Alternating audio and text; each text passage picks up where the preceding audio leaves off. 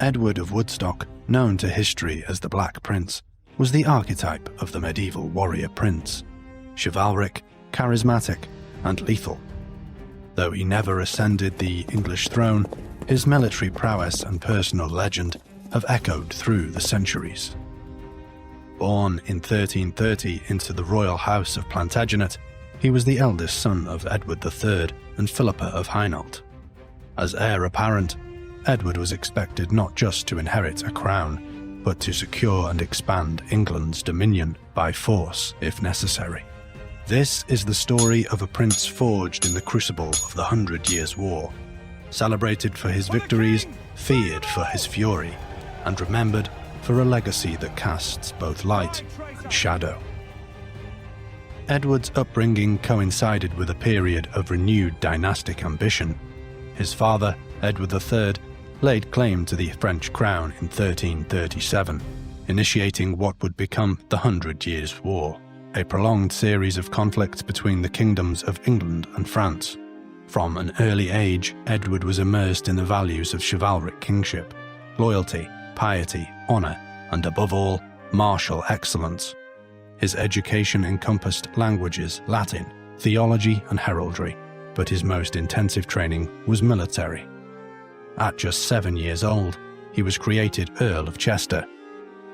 1 year later, he was named Prince of Wales, an explicit recognition of his future kingship.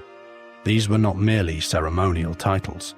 They reflected Edward III's intention to use his son not just as an heir, but as an instrument of war. The first great test of Edward's military capacity came at the Battle of Crécy in 1346. Then aged 16, he was given command of the vanguard of the English army during one of the most critical engagements. The English force, composed roughly 12,000 men, faced a numerically superior French army under King Philip VI, possibly double in size. Edward's role was far from symbolic.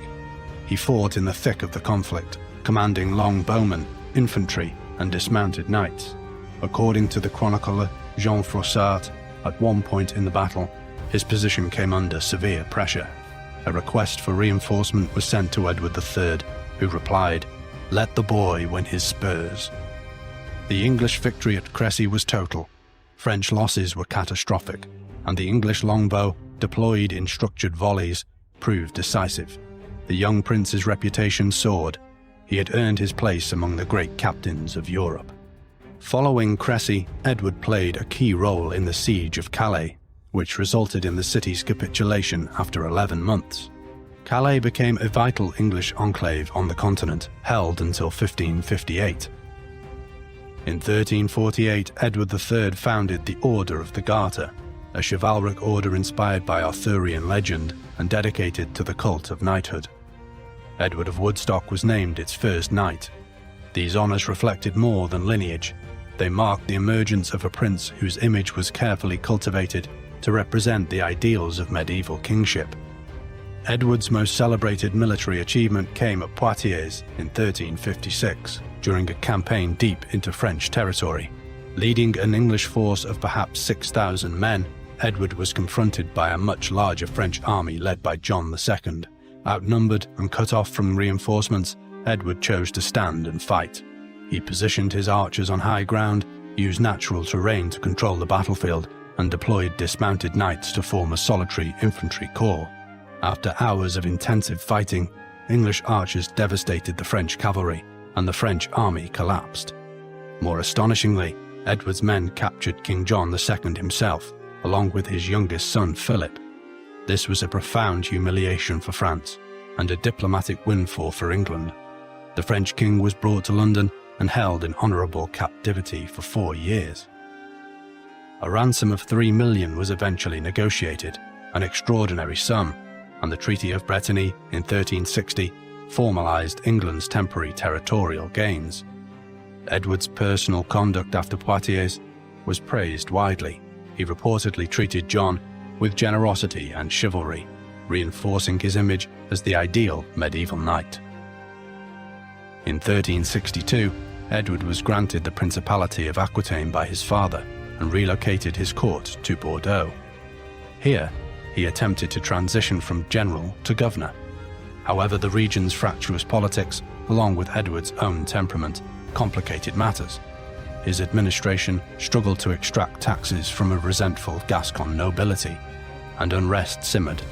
The prince's fortunes declined further following the ill-fated Castilian intervention of 1367. Edward supported Pedro I of Castile, known as the Cruel, against his rival Henry of Trastamara. Though Edward won the Battle of Nájera, the campaign drained his finances and exposed his troops to disease. More critically, his health, which had already been deteriorating, collapsed. Edward's exact illness remains unknown. Chroniclers describe weight loss, chronic fatigue, and severe gastrointestinal symptoms. Theories range from dysentery to tuberculosis or Crohn's disease. Despite his condition, Edward led a punitive expedition against the city of Limoges in 1370 after it defected to the French. The siege ended with the city's sack. According to Froissart, as many as 3,000 civilians were killed, though modern historians question the accuracy of that figure, arguing it may have been exaggerated for dramatic or moral effect. However, after his death, a requiem mass was held for him in France.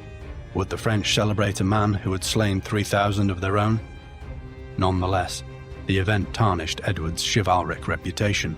The prince who had once exemplified honor on the battlefield was now seen by some as a symbol of vengeance and cruelty. Edward returned to England in 1371, physically broken and politically sidelined. He withdrew from public life, though he remained active in court matters intermittently. In 1376, he supported reforms in Parliament against powerful court factions, showing a final flash of political agency. He died later that year, on June 8, 1376, aged 45. He predeceased his father by a year. His death left the succession in the hands of his 10-year-old son, Richard of Bordeaux, who would ascend the throne as Richard II the following year. Edward was buried in Canterbury Cathedral near the shrine of Thomas à Becket, a deliberate choice that signalled his piety and prestige. His tomb bears an inscription that reads, "Such as thou art, sometime was I.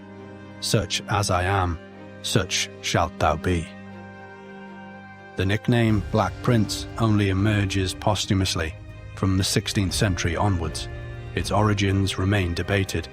Some suggest it referred to the colour of his armour, others believed it alludes to his ferocity in battle. Despite his early death, Edward's reputation endured.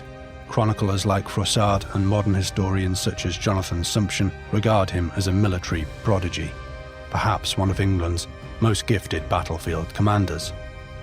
Yet his legacy is a paradox, a prince who won glory but not a crown, who embodied both the ideal of knighthood and its darker realities. Edward of Woodstock lived in an age where kingship was measured in blood and steel. He may never have worn the crown of England, but his victory shaped a generation, and his memory still lingers in stone, in song, and in the long shadow of war. He was the prince who might have been king. He was the Black Prince.